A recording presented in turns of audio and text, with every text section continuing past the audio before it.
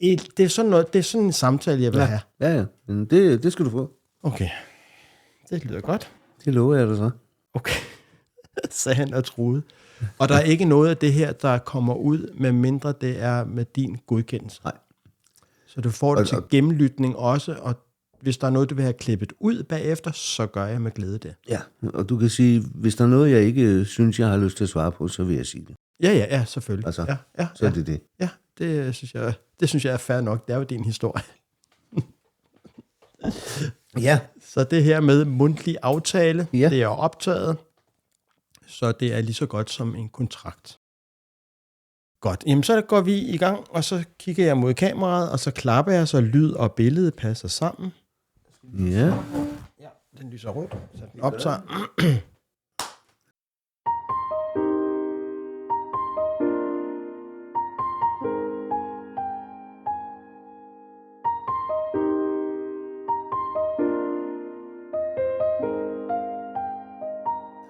Sådan der.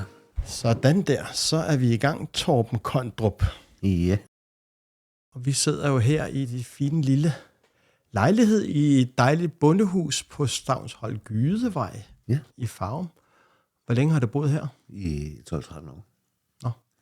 Vi flyttede ind i 12 og renoverede huset fra ende til anden.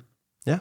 Når du siger, at vi flyttede ind, er det noget familie, eller hvad er det? Nej, vi har sådan en slags bofællesskab, hvor jeg har den her ende af huset, og så har en familie med 3 børn den anden ende af huset. Ja. Så de har lidt over 200 kvadratmeter, og jeg har lidt under 100 med første sal på, som jeg jo kvæg situationen ikke kan benytte mig af. Ja, kvæg situationen. Og situationen er jo... Nej, men lad os lige gøre det færdigt med, fordi jeg mødte jo lige Anders derude, som... I lyder som om, I har et meget tæt forhold. Det er ikke bare sådan en nabo, en random, men man bare siger hej til en gang imellem. I kender hinanden godt, fornemmer jeg. Vi har kendt hinanden i mange år, og Mie har jeg kendt, siden hun var en lille pige på 7 år, og meget bange for mig. Hun var bange for dig? Hun var bange for mig. Og jeg anede ikke, hun var bange for mig, men det var hun. Hvorfor det? Ja, fordi jeg var spejderleder, og åbenbart den store fæle mand. Det var dig, der bestemte? Det var mig, der bestemte. Mig, der sagde alle de grimme ting. Og det har jo så heldigvis ændret sig. Hun er ikke så bange for mig mere. Så det ender med, at I faktisk som voksen finder hinanden og flytter sammen? Ja, men det gør vi. Altså, nu kan man jo så sige, flytter sammen. Det kan jo have mange måder at blive opfattet på. Fordi vi er jo ikke flyttet sammen. Nej. Vi bor i et hus, vi har delt op i 2 lejligheder. Hvor hun så bor med sin mand og 3 børn inde ved siden af, ikke? Ja. Men vi kan jo gå igennem huset. Men var det tilfældigt, at var det et opslag om, at de søgte nogen at bo sammen med? Nej, vi sad på en spejdertur, da Mie var blevet voksen, og så fandt ud af, at vi havde samme boligdrøm. Og så flyttede vi herop. Da vi endelig langt om længe 10 år senere fandt ud af, at det var her, vi skulle bo, og hun havde fået overbevist Anders, så flyttede vi herop. Så er vi blevet hængende. Nej, det er et fantastisk naboskab. Ja. Han virker også rigtig sød, Anders. Jeg så også lidt af børnene derude. Ja. Så det er noget med, at I ikke bare siger hej en gang imellem. Vi spiser sammen, vi gør ting sammen. Men de har jo også, som alle andre familier, et liv med børneopgaver og alle sådan nogle ting, der følger med at have små børn i en skolepligtig alder, eller gymnasietiden, eller hvad det nu er, de er igennem. Og der skal de jo passe det også. Så det gør de jo i fin stil, vil jeg sige. Få plads til det hele. Og så hjælper jeg jo til, når jeg kan. Det virker nærmest som om, at du er i familie med dem, altså sådan en slags bedstefar eller noget. Jo, men det bliver det jo også et eller andet sted. Fordi du får jo et meget anderledes forhold til nogle mennesker, du bor op og ned af. Ja. På den her måde, i forhold til at kende din nabo i opgangen. Så bor vi jo i det samme hus. Vi kan gå ind til hinanden, og der er jo ikke noget med, at vi skal banke på døren, før vi kommer ind, eller noget som helst. Vi går bare indenfor, ikke? Så er det klart, at der er, hvis en eller anden dør derinde er lukket, jamen, så kan man jo banke på, eller lade være med at foretage sig andet, end at gå hjem til sig selv igen, ikke? Et fantastisk naboskab. Altså nu kom Anders jo også ind før med kaffe, som hushovmesteren kaldte han sig, ikke? Altså det gør en normal nabo jo heller ikke. Nej, det gør det ikke, vel? Altså, og du kan også sige her, at de kommer ind og hjælper på den måde. Du kan sige, hvis situationen havde været normal, jamen så havde jeg jo selv lavet min kaffe. Ja. Men nu er situationen, som den er, så laver jeg ikke kaffen. Og så er de meget søde til at hjælpe dig i den situation, du er i. Ja, men altså, du kan ikke... Du får ikke bedre hjælp. Nej. Du ikke. Altså, nu kommer jeg jo igen til hele tiden at sige, den der situation, man er i. Ja. Og når man havner i sådan en situation som mig, som så havner i en kørestol, jamen, så er man jo udfordret på ting, der skal gøres. Og det kan være helt bitte små ting, som jeg skal ud til håndvasken, fordi jeg skal børste tænder. Og så, hvordan løser jeg det? Så får vi løst det på en eller anden måde, ikke? Kom i seng. Jeg kan ikke komme i seng selv. Så er jeg nødt til at blive lagt i seng. Det er jo sådan en udfordring for mig, for jeg vil jo gerne have lov at bestemme selv, men nu er der nogle andre, der gerne vil være med til at bestemme, fordi de vil også gerne i seng, ikke? Men jeg er simpelthen nødt til at have hjælp, fordi jeg kan ikke lægge mig ned. Nej. Og den situation, du er i, Torben, lad os prøve at skrue tiden cirka et halvt år tilbage. Vi er jo kolleger ude på en stor transportskole, der hedder UC+, så vi har kendt hinanden efterhånden en del år. Ja, 4-5 år eller sådan noget. Ja, det synes jeg. Og der har du jo altid været... Ja, jeg vil sige, da jeg lærte dig at kende, der havde du bare blevet ramt af borrelia. Ja, men det skal ikke gå stille af. Nej, og du har også haft nogle blodpropper og sådan nogle ting der, ikke? Men nu har du selv sagt før, at det skal ikke hele tiden handle om sygdom. Men der var du også lidt hårdt ramt af borrelia, men er så kommet ind lidt, det er næsten kommet over, ikke? Jo, ja, der er nogle ganske få ting, som lidt med koncentrationen en gang imellem, der svigter og sådan noget, men jo ikke noget, der påvirker mig i min dagligdag. Nej. Også fordi jeg har lært at leve med det. Og så lærte vi jo hinanden at kende. Du kommer ind og underviser i BAP, befordring af bevægelseshæmmet, som ironisk nok, du selv er en af nu. Og jeg har jo altid haft, modsat alle andre, et godt indtryk af dig. En meget behagelig og meget populær underviser hos eleverne også. De elsker dig også, fordi du gik den ekstra mil for eleverne. Det kunne de mærke. Der var hjerte med. Men så fortæller du lige pludselig for et halvt år siden, ja, du har fået en dødsdom nærmest. Der er gået noget kraft i noget. Ja, det må man sige. Ja, det var sådan lidt chokerende at få at vide. Men det er det jo også. Altså, det er jo... når man får sådan en besked, så bliver man jo ked af det, super gal, hissig, mopset, et eller andet. Man bliver et eller andet. Nu har jeg det bare sådan, at det vil jeg ikke være. Jeg vil gerne være glad. Ja. Så prøver at se, om kan jeg finde ud af noget her, som gør mig glad. Og noget af det, der jo så gør mig glad, det er at have mennesker omkring mig, som gider hjælp. Ja. Og der har jeg Mikke Anders, deres børn, som jo alle stiller op til, hvad de nu kan. Om det så er at sætte en lille tegning bag på kørestolen, eller hjælpe med at komme fra det ene sted til det andet, jamen så stiller de op. Fordi det er vigtigt. Der er du heldig, Torben. Meget. Altså, og jeg føler mig faktisk også heldig.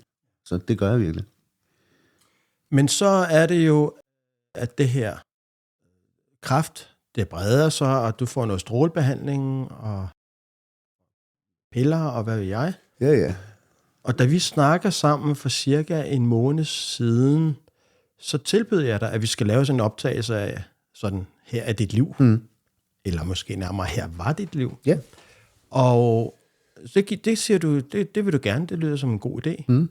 Men så bare inden for den sidste 14 dage, så er det nærmest eskaleret. Nu sidder du der i kørestol. Det gjorde du da ikke sidst ude på arbejdspladsen for en måned siden. Så det er gået stærkt jo. Det er gået stærkt. Og det går stærkt, og det er også derfor, at jeg kontaktede dig igen og sagde, at hvis det skal være, så skal det være nu. Ja. Fordi, altså, jeg ved jo ikke, om jeg er i morgen. Nej. Og det går så hurtigt ned ad bakke, så det er svært at følge med. Ja. Og det er faktisk lidt skræmmende, at det kan gå så stærkt. Nærmest fra den ene dag til den anden, så havner jeg i en kørestol. Jeg kan gå, nu så du mig gå ned ad 2 trin herover. Det kan jeg, hvis jeg har noget støtte og noget hjælp, i form af et håndtag, jeg kan holde i, eller et eller andet. Så kan jeg komme ned ad 2 trin. Jeg kommer ikke længere ned. Det tror jeg ikke på. Og det er en udfordring, når man bor sådan her i sådan et hus, som man holder meget af. Man kunne hæve gulvet, så det passer i vindueshøjde ret rundt. Men det vil være forfærdeligt at glo på. Du er ikke typen, der kan lide at være til besvær? Nej, altså det kan jeg heller ikke, men jeg vil heller ikke se på noget, som er grimt. Og jeg ville føle, det var grimt, hvis jeg hævede gulvet. Nå, på den måde, ja. Altså, fordi det at hæve gulvet, jamen det er jo bare at betale en eller anden tømmer for at komme, og så hæver han gulvet, og så er det det. Altså, og så kan man pille af, når jeg er væk, ikke? Ja. Men jeg vil ikke kigge på det. Så jeg vil hellere kigge på det her, og så sige, men jeg kan ikke komme derned, men det er fandme pænt. Det er pænt at kigge på. Ja. Altså, jeg har på fornemmelsen, Torben, at trods de her grimme tanker, eller ikke tanker, men den her fremtid, som du ser sådan meget hurtigt i øjnene, så tror jeg, altså som person har du altid virket som ellers et livsglad, altså et tilfreds, positivt menneske. Du har ikke været sådan en sortseer. Nej, altså det har jeg aldrig rigtig været. Alle mennesker går jo igennem livet med op- og nedture. Altså jeg har også haft ting i mit liv, hvor jeg synes, det var noget lort. Men det meste af tiden, så prøver jeg at vende det til noget, hvor jeg tænker, det her, det kan jeg få noget godt ud af. Hvor kommer det fra, den der positive? Er det din mor eller far, eller er det? Jeg tror, det er en blanding, fordi nu mine forældre er jo efterhånden oppe i årene. Og min far er træt. Han er stadigvæk glad og positiv, sådan det han nu kan være, men han er træt, og han har ikke lyst. Og min mor er jo blevet dement, men jo heldigvis ikke længere, end at vi stadigvæk kan være sammen med hende, og stadigvæk føre en samtale med hende, på de præmisser, der nu er, når man har fået demens. Og det gør vi så. Og hun har altid været positiv. Hun har altid prøvet at se det glade, det lyse, også i hendes håndarbejde. Altså hun er uddannet syerske, og så har hun malet en hel del porcelænsmaling. Og altid motiver, som er glade, eller positive, eller bare smukke. Hun har lavet testel til 12 personer, med sukker og flødekande og tekande og alt, hvad der hører til, og kopper og tallerkener og noget, med fuglemotiver, hvor kop og tallerken passer sammen med det samme fuglemotiv. Og der er så 12 forskellige. Det er jo fantastisk. Det er smukt. Jeg tror da, det er det derfra. Det er din mors lyse sind, du har arvet der. Men det er det da. Altså, og så har jeg arvet lidt af min fars gavtyv. Det må man nok sige. Piste for begge verdener. Ja, lige præcis, ikke? Altså, han er fræk som slagterhund, og det har han været hele livet, ikke? Og det er jeg sgu også en gang imellem, det må jeg sige. Men du siger din ærlige mening? Ja, altså, det skal man også. Man skal ikke, jo, man må godt pakke tingene ind, men man skal sige sin mening. Ja. Man behøver ikke kalde folk et for et dumt svin, fordi du synes, de er det. Det kan man sige på mange måder. Ja. Og det skal man bare huske. Ja. Så jeg fornemmer, at altså din barndom, du fik jo også en søster, ikke? Jo. Jeg har en søster, og jeg havde en bror. Nå, okay. Og barndommen, hvordan husker du den? Sådan generelt. Jamen, jeg havde en god barndom. Med nogle forældre, der involverede sig. Og så havde jeg en barndom, hvor jeg også fik lov at slås for min plads. Fordi jeg var mellemste barn. Med en meget dominerende storebror. Som synes, at han bestemt skulle bestemme det hele. Men det skulle han så ikke. Og en søster, som altid tog mit parti, hvilket nok var meget godt, fordi ellers havde jeg altid ligget ned til slåskampen. Så kunne I holde sammen mod storebror? Det gjorde vi. Altså, der er heller ikke så lang tid. Altså, der er 11 måneder imellem os. Nå. Så vi er jo sådan en slags tvillinger. Og så var der lidt flere år mellem dig og storebroren? Der er 2 år. Nå. Så det er jo ikke, fordi det er ikke så lang tid. Men der er du ligesom kommet ud over det der, hvor du har samhørigheden. Mm. Altså den der tvillinge-ting. Jo, du er tvillinger. Ja. Hvad døde han af, din bror? Jamen, han fik jo åndenød, og så døde han. Han havde astma. Nå, for søren. Som, jeg ved det ikke 100%, men jeg går ud fra, at han har glemt at passe sin medicin og sine hospitalsbesøg, fordi han havde for meget om ørerne. Nå. Og du kan sige, det sker jo, hvad sker det, 3-4 år efter, jeg har min blodprop. Og der beslutter jeg, da jeg får den der blodprop, at jeg vil ikke hænge i en klokkestreng. Og det er det, jeg føler, at han gjorde, at han hang i en klokkestreng. Og ikke havde tid til at gøre for sig selv, hvad der var godt. Og det besluttede jeg så dengang, at det ville jeg. Jeg ville til hver en tid gøre, hvad der var godt for mig, og ikke hvad der var godt for andre. Det var ligesom mig selv, jeg skulle putte i centrum der, for at få lov til at leve længe nok. Mm. Det fik jeg så ikke, men... Nå, det ved jeg ikke. Du kunne have været stået af tidligere. Ja, men det kunne jeg. Det kunne jeg selvfølgelig. Altså, hvis jeg stadigvæk havde holdt ambitionen om at skulle være den, der bestemte, så kunne det da godt være, at jeg var stået af tidligere. Mm. Så det er det, jeg godt kan lide ved sådan nogle samtaler der, Torben. Jeg sidder og lytter efter, hvad man kan tage videre med sig af gode råd. Og det ene er, du behøver ikke sige til folk, de er nogle dumme svin, men derfor skal du heller ikke holde det tilbage fra at sige din mening. Nej. Og den anden, det er, at man også skal huske på sig selv, at man ikke hele tiden skal tænke på andre og hænge i en klokkestreng. Ja. Så nu begynder det at lugte af noget. Skoleperioden, ja, og så bliver du sådan en teenager, og så er det store spørgsmål sådan efter skole. Hvad skal jeg så? Skal jeg læse videre, eller skal jeg have håndværksfag? Eller? Jamen, sådan var det jo ikke på det tidspunkt. På det tidspunkt var der alt for stort fokus på, at læreren var ligesom den, der traf afgørelsen. Så din folkeskolelærer traf ligesom en afgørelse, jamen det dur du ikke til, eller det dur du til. Og der havner jeg i den der suppegryde, der hedder, du dur ikke. Og det var jeg ked af i mange år. Jeg ville rigtig, rigtig gerne have været på gymnasiet.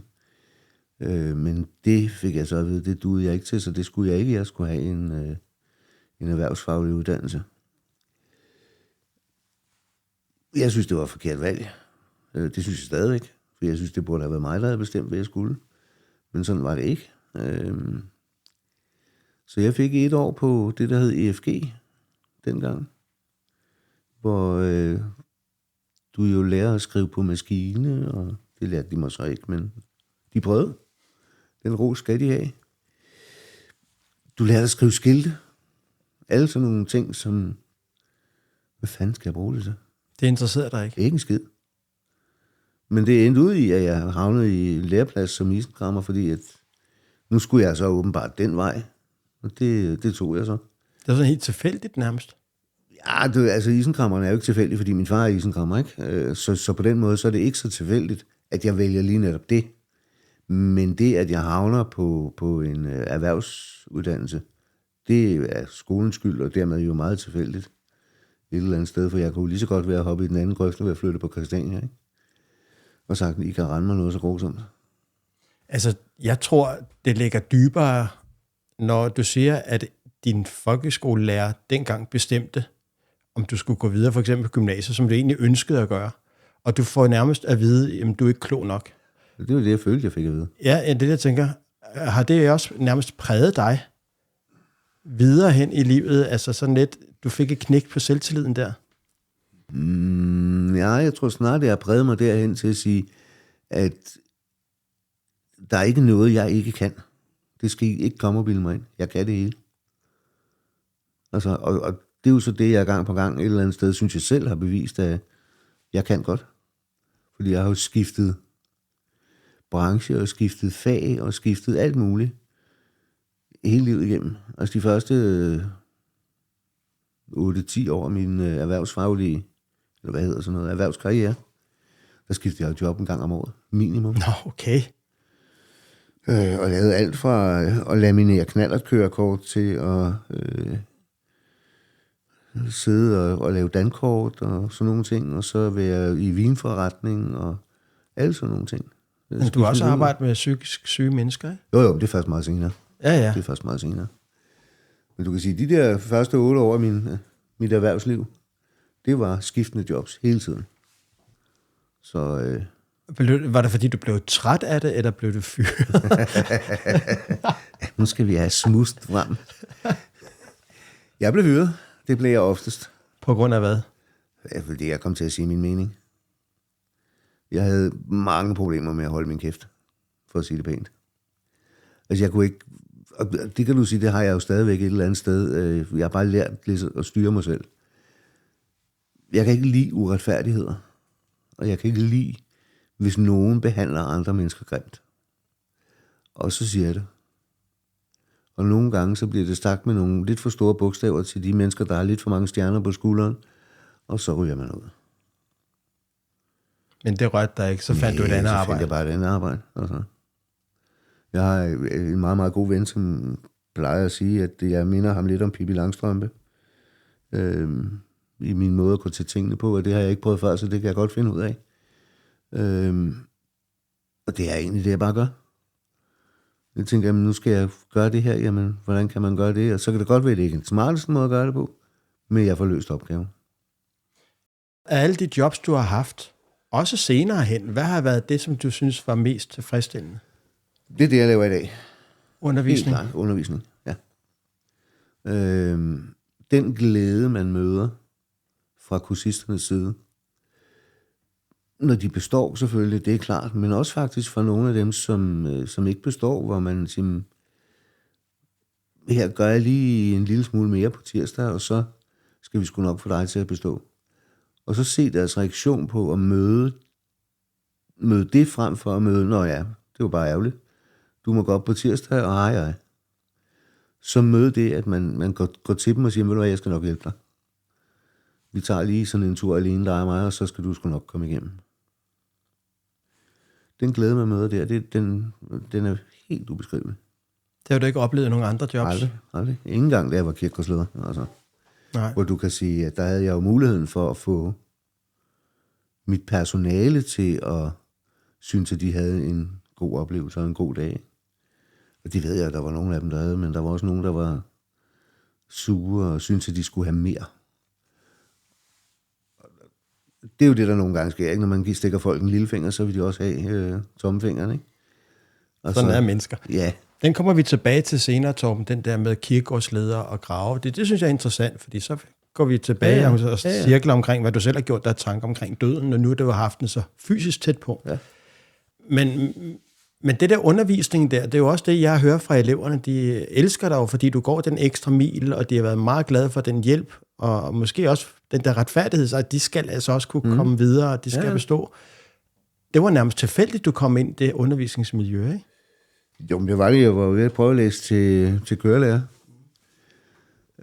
Og så var det, jeg blev ramt af borrelia, og var nødt til at sætte på pause og sige, nu er det her vigtigt lige at komme ovenpå. Og så havner jeg jo i, at nu skal jeg i jobafklaring midt under corona. Så der, hvor du skulle have sådan et afklaringsforløb på 6 uger eller 4 uger, hvor lang tid det nu er, så tog det 8 måneder, hvor jeg kom og gik ud hos jer. Og så da vi var færdige med det, så blev jeg tilbudt lidt arbejde derude som flexserver. Og så havnede jeg det. Og så må man også få fundet ud af, hvordan fanden underviser man. Hvordan gør man det her, ikke? Og det var altså det, jeg prøvede. Og det skulle nok egentlig gået meget godt. Jeg synes, det er gået meget godt. Og det skulle selvfølgelig, at det er mig, der inspirerede dig. Det ved vi jo godt. Ja, selvfølgelig, Frank. Det er klart. Nej, men en stor cadeau også til, har du ofte nævnt, Thomas Fram, ikke? Ja, altså vores fælles chef, Thomas Fram, han er fantastisk. Han gør alle de ting, som jeg håber, at det personale, jeg havde, føler, at jeg gjorde. Eller i hvert fald et stykke af vejen. Så alle de ting, han gør, alle de tiltag, han tager, hele den måde, han går til dig på som arbejdsgiver eller arbejdsleder. Han går til dig som menneske.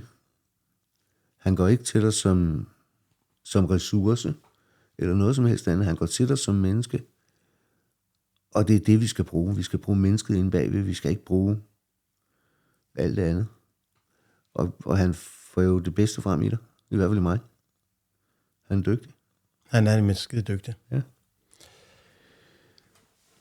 Det der spejderliv, som også har været en stor del af dit liv. Hvordan kom du ind i det? Jamen, det er fordi, at min mor ville have været spejder. Så hun synes, at når hun nu ville have været det, så skulle hendes 3 børn, der også være spejder. Fordi hun ikke fik lov. Så der blev vi bare meldt ind. Og så var vi spejder. Og så kvæg det, at hvor jeg ret op på mig selv, ikke? Gider det godt at rette op på dig selv? Så hænger man jo fast. Du kan sige, som barn, jamen, så er det jo måske meget sjovt, det her med at være spejder og hænge fast i et eller andet og få nogle fællesskaber og noget. Men jo ældre du bliver, jo stærkere bliver båndet. Og så når du et eller andet punkt, hvor du når teenagealderen. Og der falder rigtig mange fra. Ikke kun enkeltvis, men rigtig mange falder fra, fordi det bliver uinteressant. Fordi der er ligesom noget andet, der trækker, nemlig det modsatte køn som regel. Og så forsvinder der rigtig mange. Men dem, der bliver tilbage, de bliver der det meste af livet. Under en eller anden form. Med større eller mindre tilknytning.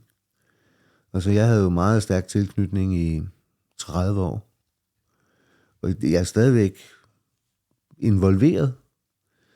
Men jo ikke involveret i noget af det daglige, men hvis de spørger mig, så kan jeg som regel.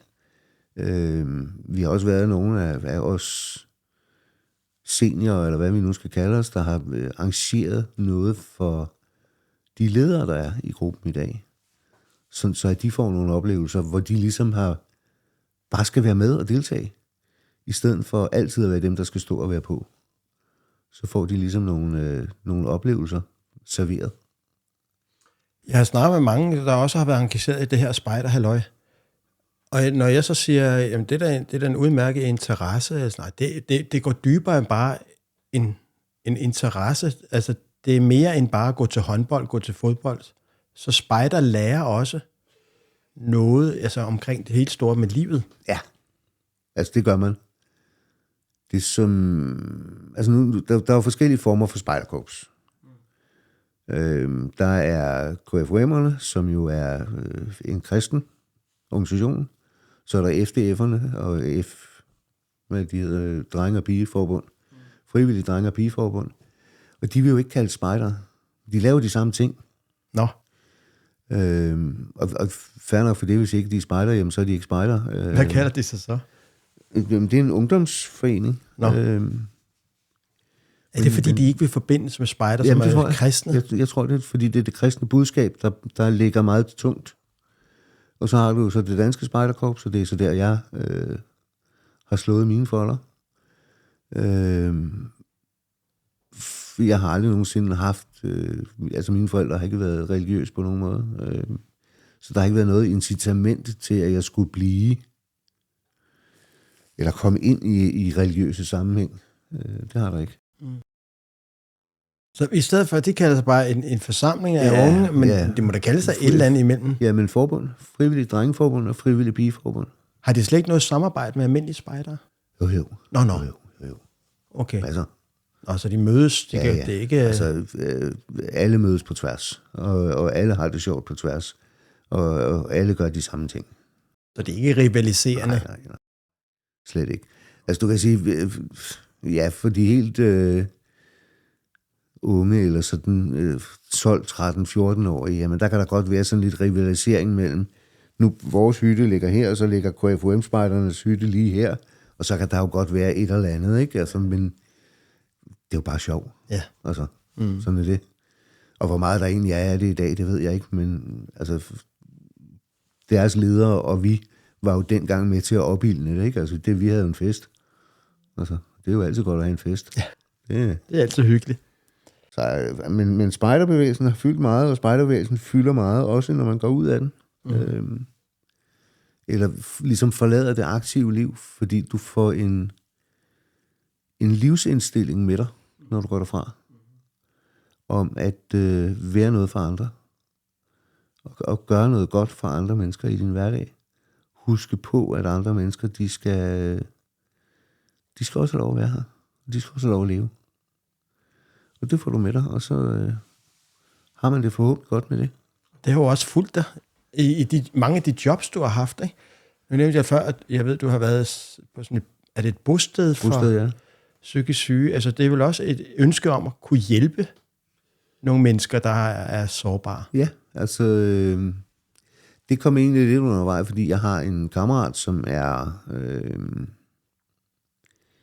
social- og sundhedshjælper, og arbejder på et værested ude i Gladsaxe, hvor jeg sådan kom i en periode, hvor jeg var blevet arbejdsløs.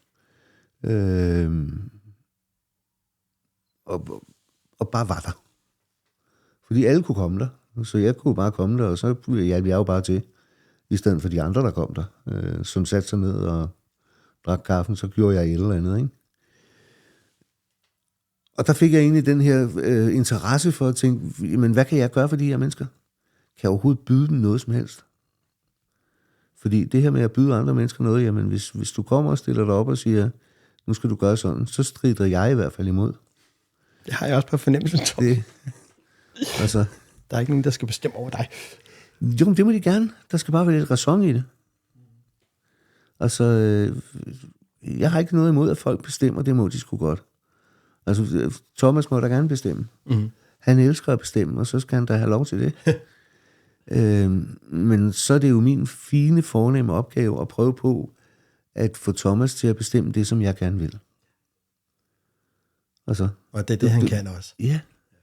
Og så er det Thomas' opgave så at få mig til at forstå, at nu har jeg fået, hvad jeg godt ville på hans betingelser. Ja. Og så har vi et godt samarbejde. Ja. Fordi så fungerer det. Jeg skal lige have lidt ro på min arm. Du skal have ro på den arm der. Det skal jeg. Skal jeg skænke noget kaffe, mens du får ro? Ja, du det. Den går lige pisse ud lige nu. Nej. Og det skal nok holde op igen. Ja.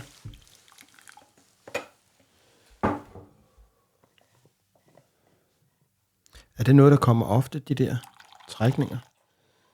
Nej, ikke rigtigt. Jeg har jo brækket armen. Ja, du brækker den. Altså, det er jo også for nylig, Torben. Ja, det er jo for nylig, vi har opdaget det. Men det er formentlig 4-5 uger siden, jeg brækkede den. Nej. Og det er jo, kan man godt sige, en udfordring, når du er udstyret med cancer henover, der hvor den er brækket. Så har de ikke kunne se det, så de har ikke kunne gøre noget. Så der er ikke nogen, der har vidst det før forleden dag. Så jeg er altså lige nødt til at tage en pause, Frank. Selvfølgelig gør vi det. Vi tager en pause her.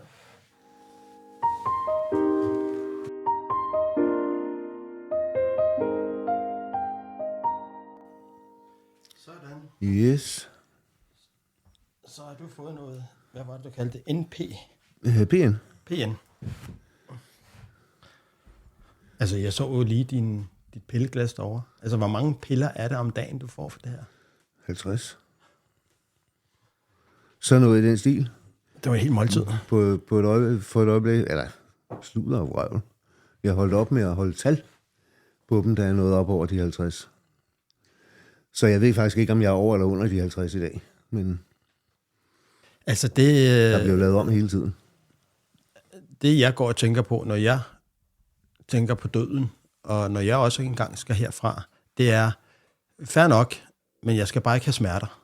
Nej. Og det er jo også det, de arbejder på. Ja. De arbejder på, at jeg ikke skal have smerter. Men det er jo svært. Tænker jeg både for dem, men også altså nu for for eksempel det, du havde der i armen før. Altså hvis du skal beskrive den smerte, hvad er det? Så er det ligesom, der er nogen, der står og skærer i dig. Altså fysisk skærer i en kniv? Fysisk skærer i dig med en kniv. Skærer ind i knoglen. Det lyder ikke ret. Nej, det er det i for sig heller ikke. Men der tager det der PN. Ja, det tager jo, altså fordi det er jo stærkt smertestillende medicin, og det tager så de smerter, forhåbentlig. Der er også nogle gange, hvor det ikke gør. Så må du tage en mere. Ja, der er ikke andet for. Nej. Så må man vente 3 kvarter, og så må man tage en tur til, og så håbe den så virker. Og det gør det. Det gør det. Men med kræftbehandling efterhånden, som den her, nu skriver vi jo 4. januar nu, kan den måske fjerne smerten til sidst, når der får mere stråling? Jamen, jeg besluttede faktisk denne omgang strålebehandling i går. Der fik jeg 5. og sidste omgang på min venstre skulder. I forsøg på at fjerne smerterne. Og det er jo et spørgsmål om, kan du bremse, sådan så det står stille, eller får det til at gå bagud? Og hvis du kan det, jamen, så har du gjort noget godt. Så det er det, de prøver på nu, og så med noget medicin, og så prøver de at ligesom sige, jamen, tag lidt mere. Og så, hvis ikke det har hjulpet, jamen, så prøv at tage lidt mere. Men man skal også huske at tænke sig om, fordi du kan sige, hvis jeg tager bare æder det der PN, jamen så bliver jeg jo fuldstændig rundtosset. Jeg har jo nogle ture, når vi har været ude at køre.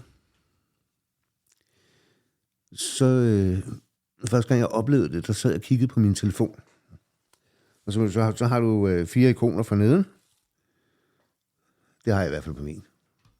Eller 4 apps. Og de 4 apps, de var helt lige. Alle dem, der var op over, de havde sådan en skrå vinkel. På, jeg plejer at sige, det er 45 grader, om det er det ved jeg ikke. Men de var sådan 45 graders vinklet ud fra de 4 apps i bunden. Det er jo meget besynderligt, at sidde og glo på. Jamen, hvad er det, vi sidder og snakker om nu, Torben? Nu sidder vi og snakker om de hallucinationer, eller de ting, som du kan få ud af det her med at spise medicinen. Som, altså, og det er jo ikke fordi, at du har taget for meget. Stadigvæk holdt mig inden for de grænser, som man må. Men det er bare det, man opnår. Som er skræmmende på en eller anden plan. Fordi det betyder også, når du så er ude at køre bil, så har du flere biler af den samme bil. Jeg er ikke i stand til at afgøre, om det er den højre, eller den venstre, den øverste eller den nederste, der er den rigtige. For jeg har 2 fuldstændig skarpe billeder. Hvis jeg satte mig derover, så ville jeg have 2 fuldstændig skarpe billeder af dig. Det er ikke sådan, du har det nu, vel? Jeg skal ikke blive for tæt på. Jeg skal ikke blive bekymret. Men hvis jeg lukker det ene øje, nu lukker højre øje, så forsvinder venstre bil. Og vice versa, ikke? Og af den vej kan jeg afgøre, hvad for en, der er den rigtige. Ja. Men hvis jeg bliver ved med at kigge med 2 øjne, så har jeg 2 billeder. Ja, det lyder det ikke. Og det gør så, når du er ude at køre, hvis du kører i en kurve, så vinkler vejen sig, og så vokser den ene op over den anden, og det vil sige, at jeg har 2 biler, der kører oven på hinanden. Så det er derfor, du ikke kører bil? Ja. Og det er altså gået stærkt, Torben, fordi det er for en måned siden, kunne du faktisk godt køre bil. Der kørte jeg bil. Det gør jeg ikke nu. Hvad skal der ske med bilen nu? Den bliver vel... Ses. Ja, det ved jeg ikke. Altså, jeg håber på, at jeg vender tilbage til, at jeg kan køre bil. Okay, det tror jeg ikke på, men mit håb er jo at få så normal en tilværelse som overhovedet muligt. Så det er bare nogle af de ting, man oplever. Ja. Uhyggeligt og spændende på samme tid. Ja, et eller andet sted, ikke? Torben, dit ungdomsliv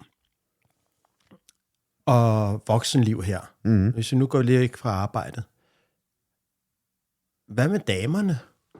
Har der været nogle kvinder i dit liv? Ja, det har der været. Jeg har ikke været alene hele dage. Alle dage hedder det. Har det også resulteret i nogle børn? Nej, jeg har ingen børn og aldrig været gift. Nej. Og jeg har egentlig aldrig haft lyst til at blive gift. Altså, jeg har ikke haft den her trang til tosomhed, som man jo hører rigtig mange snakke om. Ja, men vi er flokdyr, og vi skal have tosomhed, og jeg er ikke et flokdyr. Jeg er et mig-dyr. Jeg elsker min ensomhed.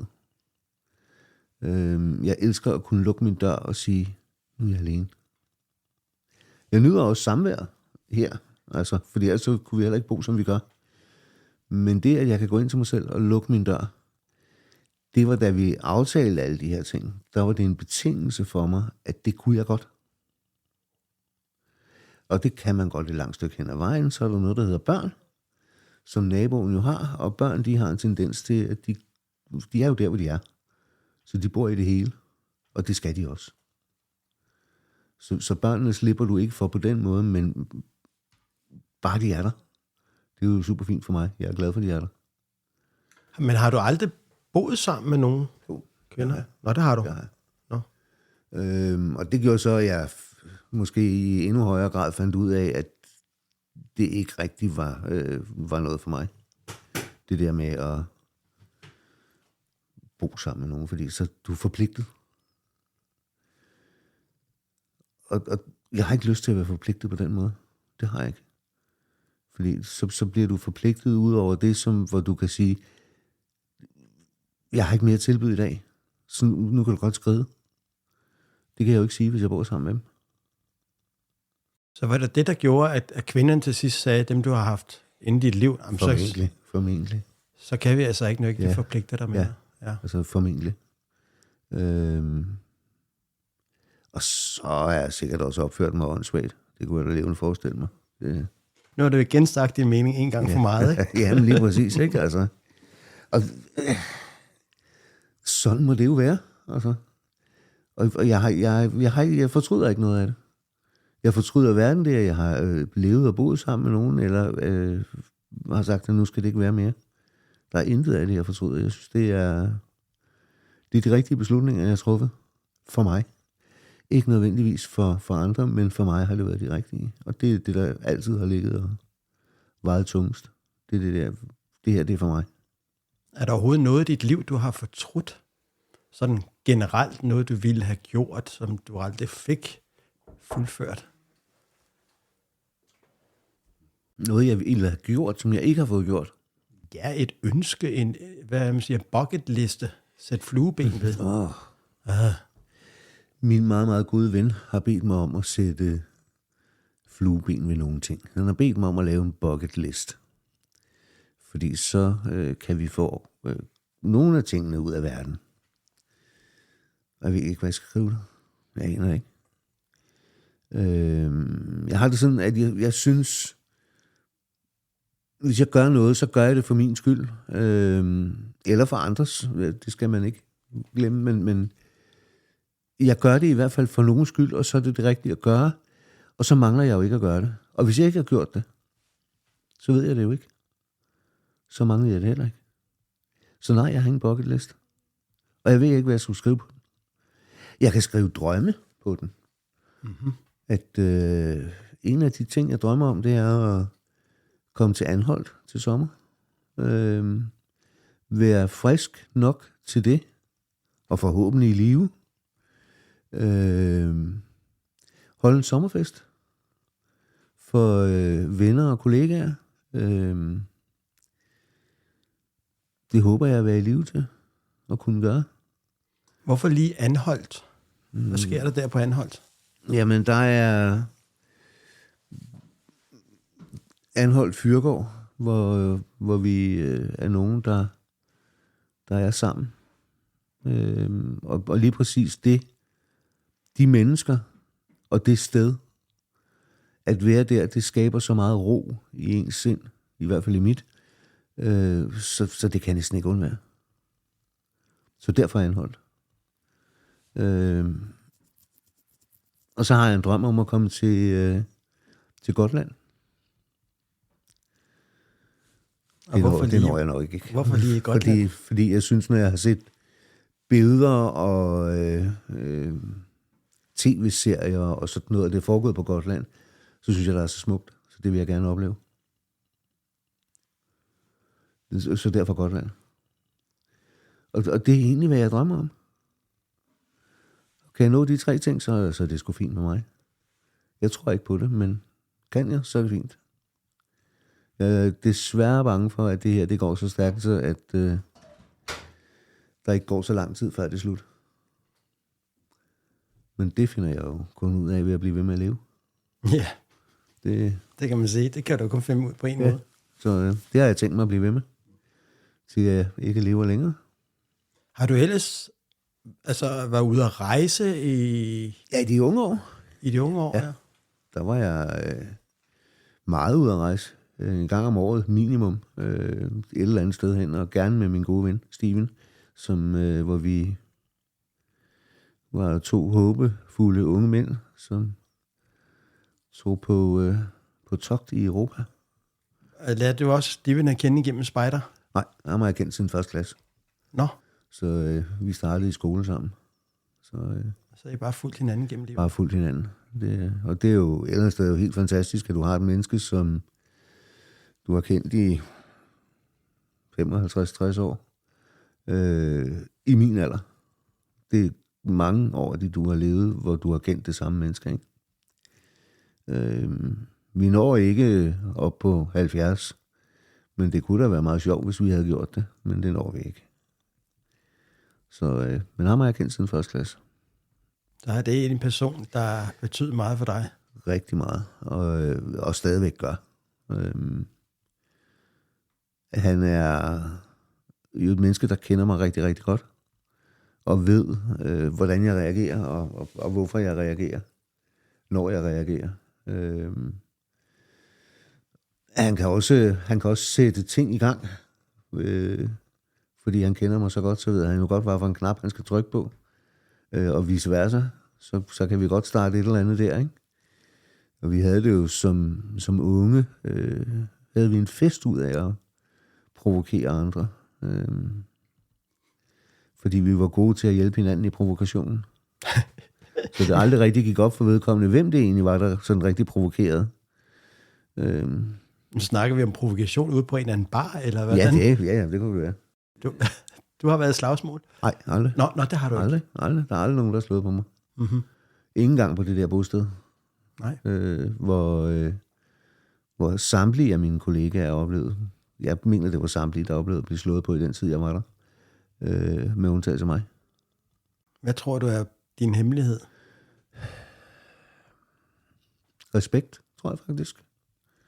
Respekt og ligeværd. Så du kan godt provokere nogen på en bar, men samtidig vise respekt? Eller hvad? Jamen, det kan jeg godt. Altså, men du kan sige, det er jo 2 forskellige situationer. Altså, det er jo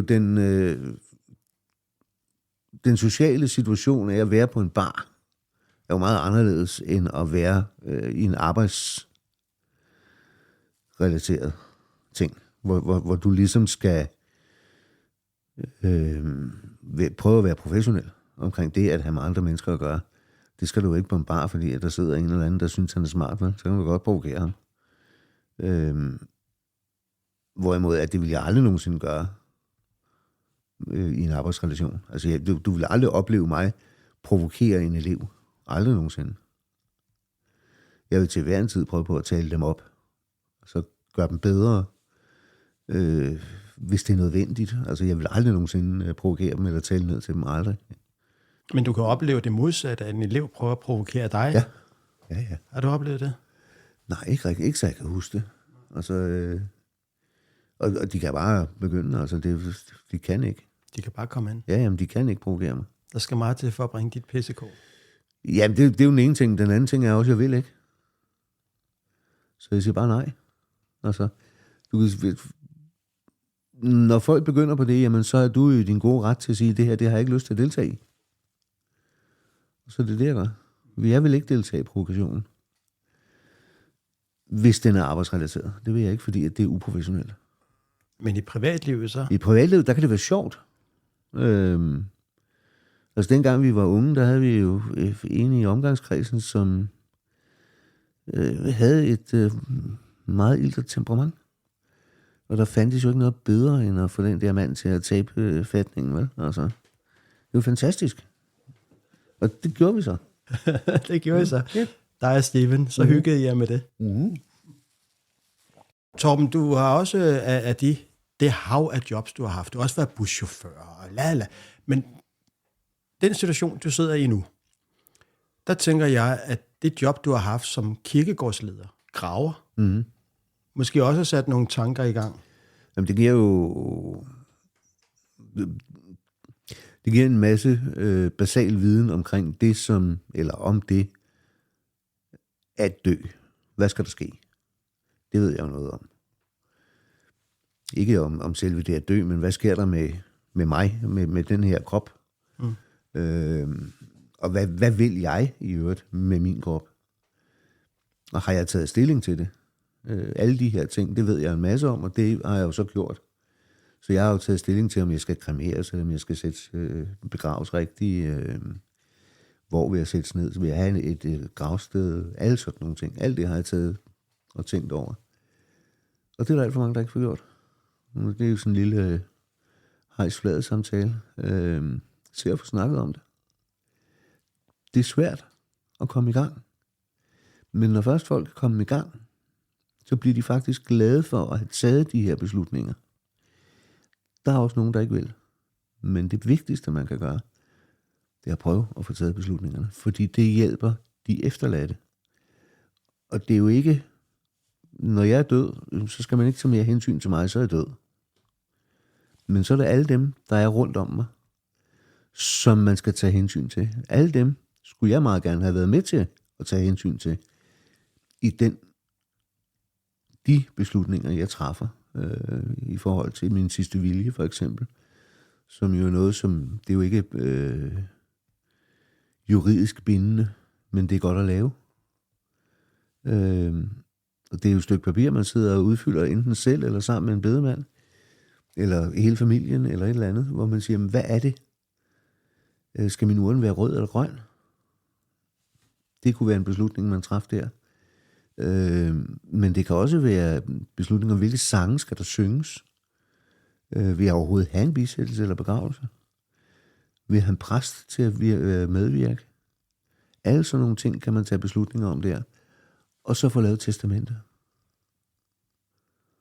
Og det er jo...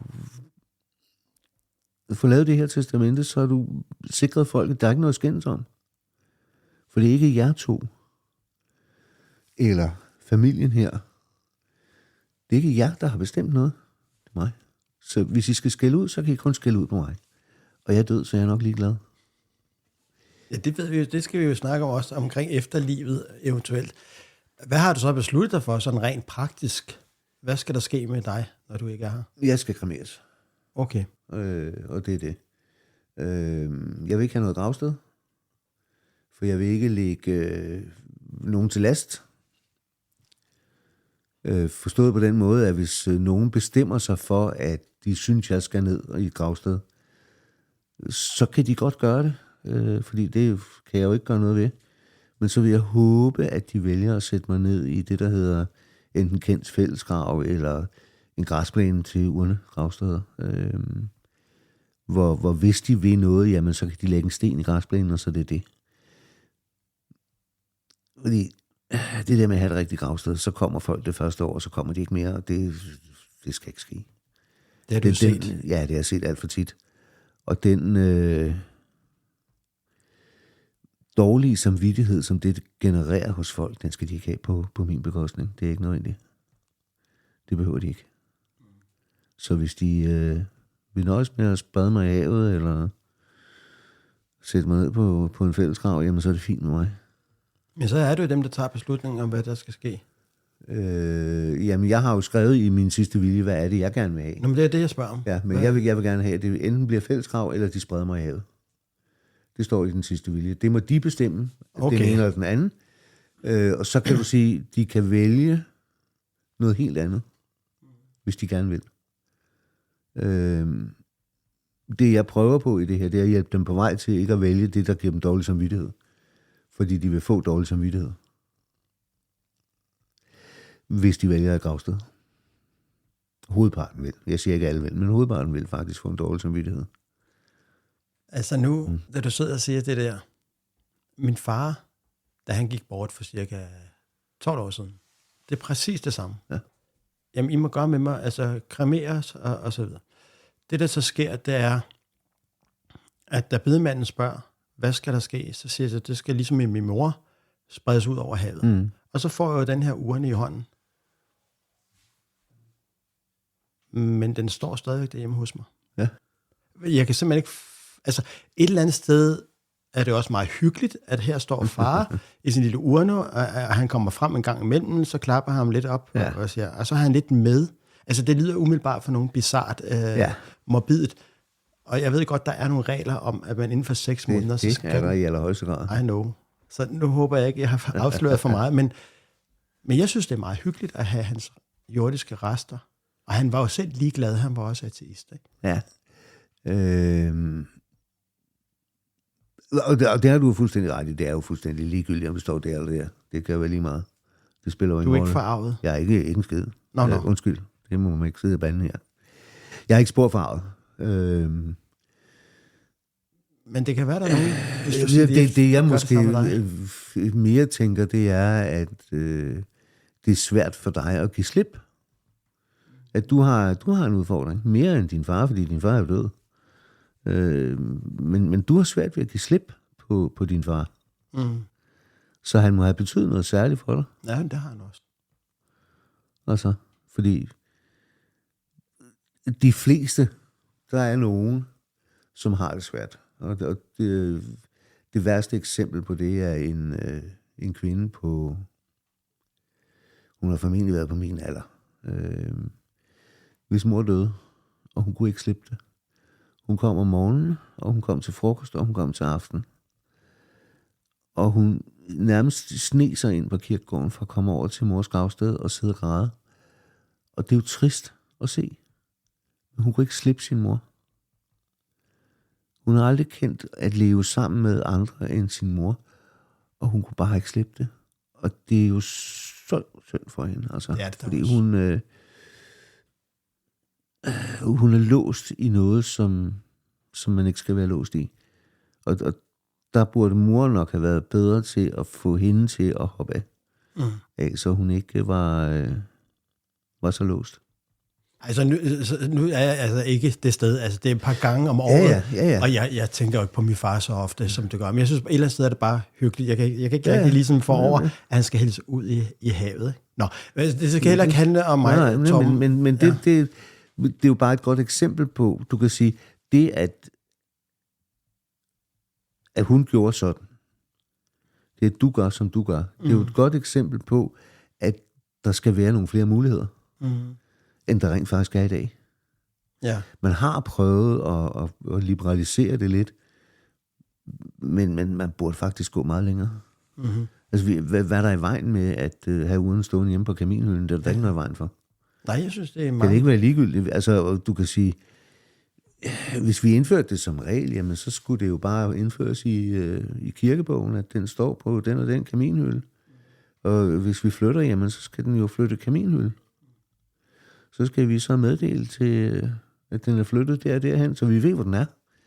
Fordi det, der jo er med urnerne, det er, at vi ved, hvor de står. Også på fællesgraven. Det er jo ikke fordi, altså, når folk siger, at de skal på de ukendtes, det er der ikke rigtig noget, der hedder. Nå. Hvis de ukendtes grav, så ved du ikke, hvem der ligger der. Nej. Men i fællesgraven, der ved du, hvem der ligger hvor. Derfor er det ikke de ukendtes. På den måde. Ja. Du kan sige, det er jo for dig, som går oven på jorden, så er det jo en græsplæne. Og så er det lidt de ukendtes. Fordi hvem ligger hvor og hvorfor, ikke? Men den er jo fuldstændig opdelt i firkanter, og alle ved, hvor tingene er, eller kirkegårdskontoret ved, hvor det er, ikke? Så de kan gå ud og grave urnen op igen, hvis det skulle være. Du har jo meget erfaring i det der. Altså, du har vel også set din portion af døde mennesker, af lig? Nej.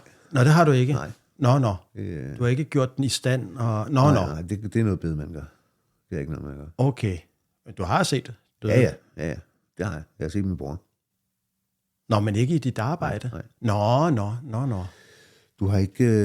altså, det, som jeg har mødt i mit arbejde, det er den hvide kasse. Altså kisten og urnen. Ja.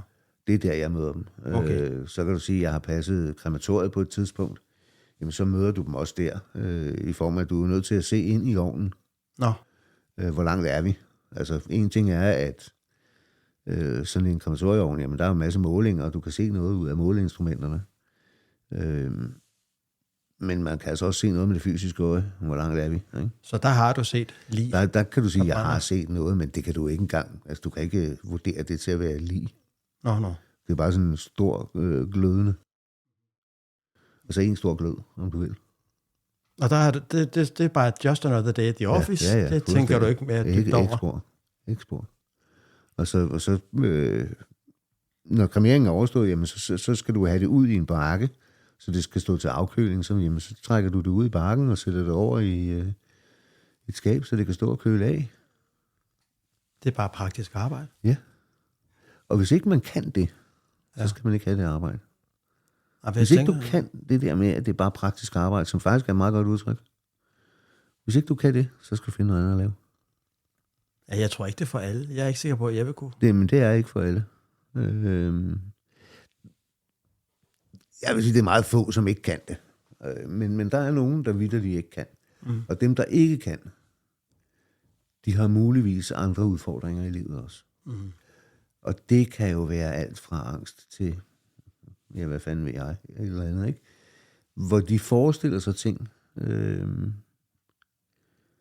Og hvis du forestiller dig monstre eller andet af samme skuffe, ikke? Ja. Jo, men hvis du forestiller dig det, så skal du ikke have det arbejde, fordi så vil det være noget, der plager dig. Så vil du blive påvirket af det, og det er ikke godt. Det er det ikke.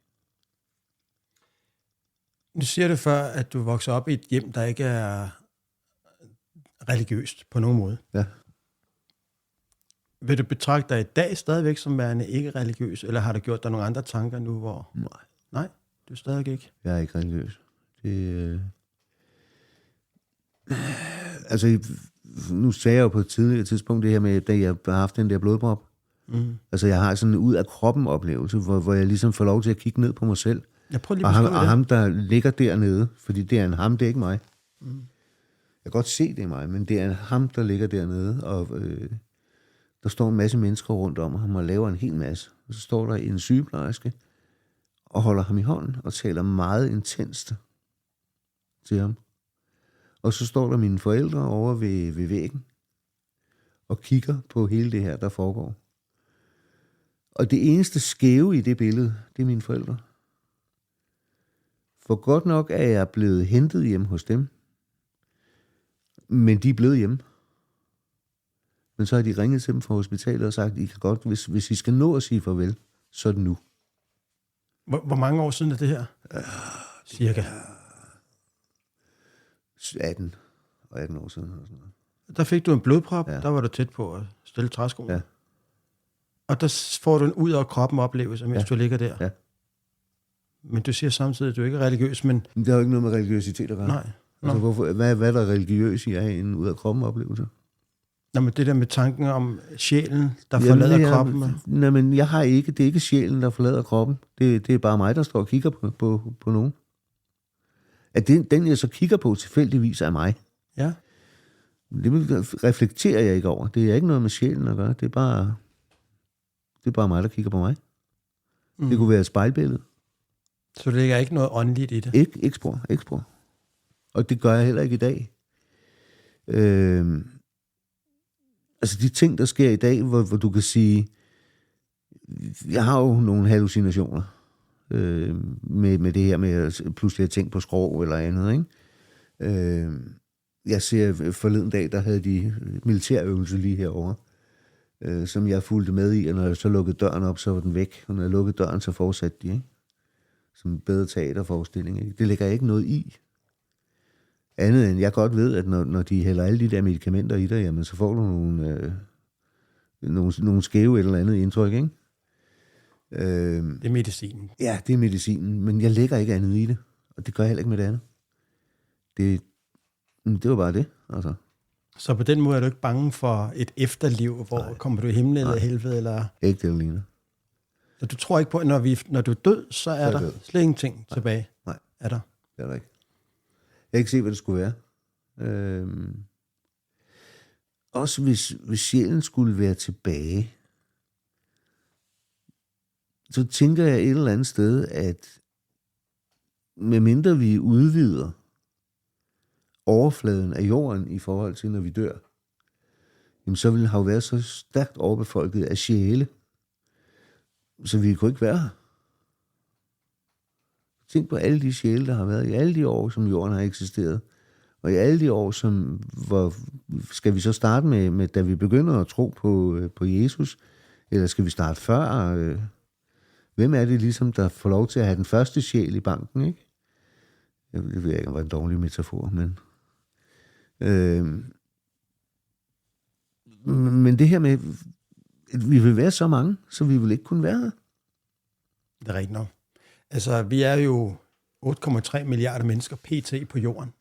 Og sådan anslået før det, så har der levet over 110 milliarder mennesker. Ja. Fra, altså hvis man regner tilbage fra Sapiens, det er 300.000 år, ikke? Så 110 milliarder. Det er rigtigt nok. Det ville da være lidt svært, hvis vi skulle gennemføre os alle sammen. Det tænker jeg. Der er ikke plads nok. Ikke plads nok. så nej, jeg er ikke religiøs. Nej. Jeg tror ikke på det der. Jeg har stor respekt for folks religiøsitet. Og stor respekt for, at folk tror. Men jeg gør ikke. Og jeg håber, at andre vil respektere, at det gør jeg ikke. Og det er der, hvor du nogle gange ude på vores fælles arbejdsplads kan møde modstand. Når du kommer til at sige, at du ikke tror på noget. Så kan jeg godt møde modstand fra nogen af dem, som er stærkt religiøse. Mm. Jeg havde en elev her, som siger til mig, jamen, jeg ved godt, hvad du skal gøre for at blive rask. Det lyder dejligt, siger jeg så. Og så siger han, du skal drikke det der 1 gang om dagen, om morgenen. Du laver det om aftenen, koger noget vand. Kommer du en teskefuld af det her i, skal det stå og trække til næste morgen, så det er lunkent. En lille smule citron eller lime oveni, og så skal du bare drikke det i en køre. Det gør du 40 dage i træk, så er du rask. Så det lyder sgu dejligt. Det tror jeg skal sælge. Og så sagde jeg ikke rigtig mere, og så tog han det lidt ilde op. Så siger han, ja, jeg ved godt, det er hokus pokus, men jeg tror altså på det. Og hele hans måde at sige det på, sagde mig noget om, at jeg havde trådt ham over tæerne, ikke? Så siger han, ved du hvad, det må du sgu sådan set meget undskylde, men jeg har bare svært ved, når du siger, at så bliver jeg rask. Fordi jeg tror på, at hvis jeg skulle blive rask af det her, så var der sgu nogen, der havde fundet ud af det og brugt det. Det kan ikke kun være viden, som du ligger inde med. Nej, det var jo selvfølgelig rigtigt nok, at han var godt klar over, at han var sådan en lille smule religiøst fanatiker. Men det måtte jeg leve med. Han troede på det. Så siger han, fair nok for det. Det må du gerne. Jeg prøver det gerne for din skyld. Jeg tror ikke på det, men jeg prøver det gerne. Og jeg har drukket det i 25 dage nu, og jeg er stadigvæk ikke blevet rask. Nå, men du giver det alligevel en chance. Ja, men det har jeg jo lovet ham, så må jeg også gøre det. Det kan man sige. Er det sådan lidt ala? Man siger jo, at i skyttegravene findes der ikke nogen ateister. Og nu ved jeg godt, du siger, at du ikke er religiøs, men alligevel, om du prøver det her, selvom du eneste ikke rigtig tror på det, altså sidste dags hellige-agtige, okay, vi kan give det en chance, og det er jo fair nok. Men personligt tror jeg også meget på placeboeffekten.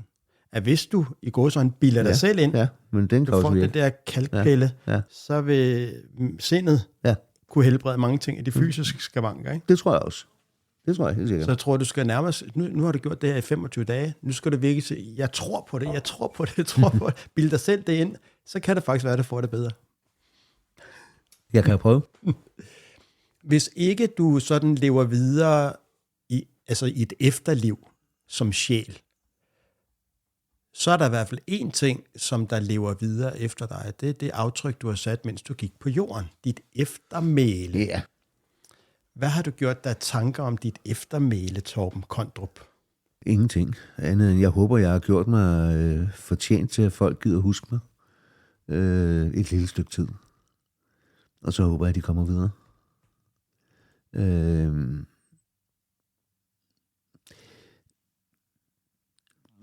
På et tidspunkt, så tænkte jeg, det er mange år siden, at hvis jeg døde, så ville jeg gerne have, at der kom rigtig mange mennesker til min begravelse.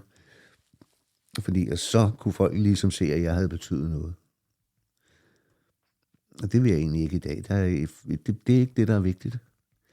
I dag kunne jeg godt tænke mig, at man i stedet for at holde en begravelse eller en bisættelse for mig, så holdt et arrangement, hvor man hver deltager for eksempel donerede 25 kroner til en fælles pulje, hvor man sagde, jamen det her, det skal gå til lige præcis det der formål.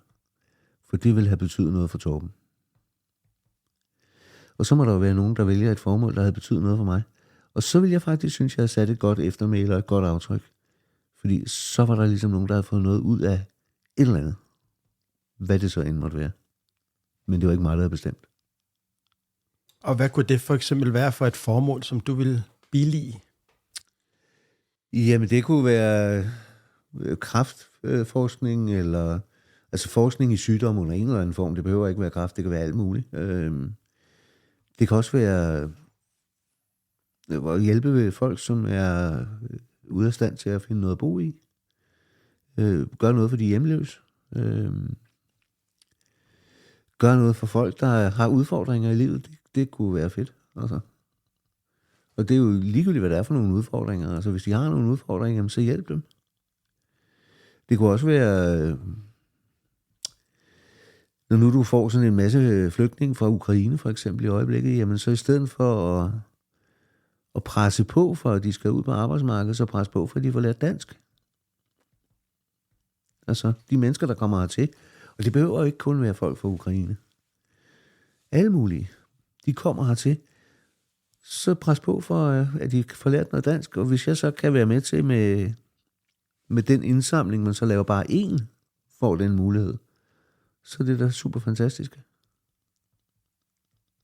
Det lyder som en god idé, det der, Torben. Men de bliver jo stillet bedre. Ja, selvfølgelig. Altså, og det er det, der er vigtigt, det er, at de bliver stillet så godt som muligt. Altså, fordi hvis de bliver stillet så godt som muligt, jamen så kan de klare sig selv. Og blive et aktiv i vores samfund. Det var lige en kæphest. Jamen, det var så godt, du fik sagt. Det var også det, der handler om, så at du skal kunne få sagt de ting, som du ellers... Vi er ved at lakke mod enden. Ja, altså, nu mener jeg så med podcasten. Jamen, det er vi. Ja, på flere måder. Ikke? Ja. Jamen, jeg ved, jeg kan sige det til dig, Torben, selvom det er lidt morbidt, ikke? Jo, men det gør ikke noget. Nej, det ved jeg godt, du kan tåle, ikke? Du er jo stadigvæk også min sygeste kollega, ikke? Ja, det er jo det, jeg er, og det glæder jeg mig over hver gang. Ja, ikke? Du har jo også den samme sygeform for humor, som undertegner. Men her er der noget her til sidst, som du vil... Synes du er vigtigt at få sagt, som vi ikke har været inde på? Et godt livsråd til lytterne? Jamen, hvis man skal give et godt råd, så er det lidt sådan, at jeg kan ikke, og det ved du fra din undervisning, jeg kan ikke gå ind og fortælle dig, hvad der er rigtigt eller forkert for dig. Men jeg kan gå ind og fortælle dig, hvad der er rigtigt og forkert for mig, og hvad der virker for mig. Jeg kan ikke fortælle, hvad der virker for dig. Og der bliver det jo svært så at give et godt råd. Fordi hvis ikke jeg kan fortælle dig, hvad der virker, hvordan skal jeg så kunne give dig et godt råd? Mm-hmm. På den anden side set, så kan jeg jo så sige, at jeg kan jo give mig et godt råd, som jeg kan fortælle til dig, at det har jeg gjort. Og så bliver det jo fortællingen om et godt råd, som du måske kan bruge. Så hvis jeg skulle sige noget til det, så vil jeg sige, husk, Torben, at du skal leve livet, mens du har det. Og det betyder, gør de ting, som du gerne vil. Lad være med at skele til, hvad det koster, eller hvorfor. Hvis det er det, du gerne vil, så gør det. Og er det at skifte arbejde, så skifte arbejde. Er det at flytte til Øvre Volga, så flyt til Øvre Volga. Altså, gør de ting, som du drømmer om. Det vil være mit gode råd til mig selv. Og til mange andre, der måtte lytte til det her. Ja, altså... de kan jo tage det til sig, og bruge det, som de har lyst. Men det, der jo er vigtigt igen, det er at huske, at det skal virke for dig, det skal ikke virke for mig. Jeg kan ikke og skal ikke give dig et godt råd. Men jeg kan give mig selv det gode råd, som jeg sagde før, ikke? Altså, og så kan du tage det med og sige, det var sgu da ikke meget godt, det kan jeg godt bruge, eller det var da noget værd vrøvl, det er ikke brug til noget. Og så er det jo fint. Og det er også det råd, som du har fulgt selv i dit liv. Ja, det tænker jeg, fra det jeg blev voksen. Der gik lige et par dage, før jeg blev det, men den dag, jeg sådan ligesom opdagede, at der var andet end sprut og kvinder i livet, så levede jeg på en anden måde. Så faldt du til ro. Ja. Fandt ud af, at livet kunne godt byde på mange andre ting, end det hele tiden at skulle ud og score den næste, eller hele tiden skulle sørge for at være den, der var smartest i baren, eller noget andet. Pludselig fik jeg bare en anden måde at være på. Og så den, vi lever efter. Og det passer mig sgu egentlig ret godt. Det er fred og ro. Jeg tror, vi er mange, der har kendt dig, Torben, som der vil sige, jamen, du har da ikke været det værste eksempel på menneskeheden. Du har gjort dit aftryk. Og hvis det så bare er positivt, det aftryk, så er jeg glad. Og det er det. Det er det vigtigste for mig. Glad og tilfreds er jeg, hvis det er positivt. Så jeg er glad. Så det ville være mit gode råd til folk. Gør, hvad der gør dig glad. Godt. Lad det være de sidste ord, Torben. Jamen, så skal jeg jo ikke sige mere. Det må det gerne, hvis nej, men det blev jo ikke de sidste ord, så. Det er ligesom den der, når man beder folk, og siger, er der nogen, der vil stille et spørgsmål? Ja, jeg vil godt spørge om, og så stopper man dem der. Eller hvis de siger, må jeg spørge om noget? Ja. Og så begynder de at spørge, så stopper man dem der og siger, du har jo spurgt. Så er man ikke sjov. Nej, så er der ikke. Og eleverne forstår det jo. Nej. Så sådan er jeg. Sådan er du, Torben. Sådan var du. Sådan var jeg, og sådan bliver jeg ved med at være. Måske lige det aller sidste spørgsmål, det er rent praktisk. Hvad har du gjort dig tanker omkring den her samtale? Skal den ud efter du ikke længere er på denne jord, eller før? Altså, det første jeg vil sige, det er jo dig, der ligesom er bestyrer podcasten, så det er dig, der ligesom bestemmer det. Men hvis du spørger mig, så vil jeg gerne have den komme ud før. Godt. Også fordi det kunne gøre, at nogen kunne reflektere over det og komme og sige noget til mig og sige, hvor kæft, hvor er du en klovn at høre på, eller hvor var det der godt, du sagde der, eller et eller andet. Så vil jeg da gerne høre det. Så, jeg er sikker på, at de står i kø for at sige, at du har været en klovn at høre på. Det er jeg sgu også. Sådan må det jo være. Det er for alt at sige. Nej. Men det er en aftale. Ja. Så får jeg klippet det her færdigt. Så går der lige nogle dage med det, tror jeg. Ja. Og så får du til gennemlytning, og så hvis du siger go for it, så sender vi den ud. Ja, men det er det, vi gør. Det er en aftale. Tak for samtalen. Ja, men det er da mig, der takker. I denne smukke dag. Ja. På denne smukke dag. Præcis.